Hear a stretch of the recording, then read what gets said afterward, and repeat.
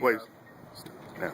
I had the privilege of being there the night Dr. King gave his last speech. I was a teenager, and it was really crowded that night. Dr. King was late because it was raining. Boy, did it rain. And they thought that people weren't going to show up because folks don't tend to come out when it's raining hard. But the place was packed. So me and a couple of other guys, we found our way up to the choir stand. And we were first to sit there. Others began to come later. But I was sitting right behind the pulpit the night Dr. King gave his last speech. And I will always remember for my entire life the words that he had to say about economic justice and what the next step for the civil rights movement would be.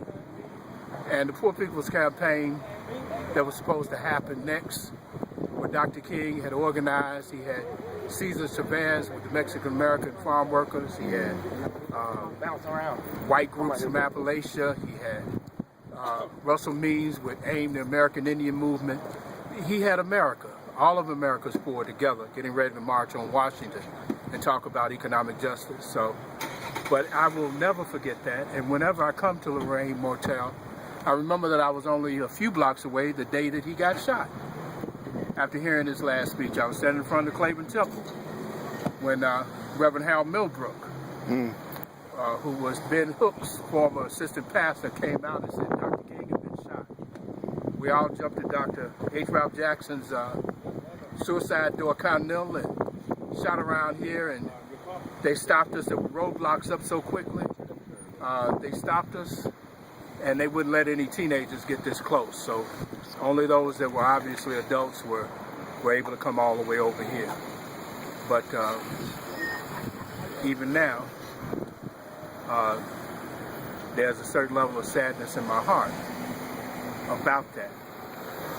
But I know that Dr. King had accomplished what the Lord wanted him to accomplish, and he was ready for his son to come home. So, and it's up to us. It's up to us to continue it. It's up to us to struggle for economic justice. I'm not looking at people in trees and people throwing eggs at me and bricks at me. I'm not worried about anybody across the street shooting at me, but I need to be worried about whether or not I teach my sons and my daughters and even other folks' children about what economic justice means and the importance of us learning how to support each other and build a real economic base. That's it, brother. Thank you. Y'all.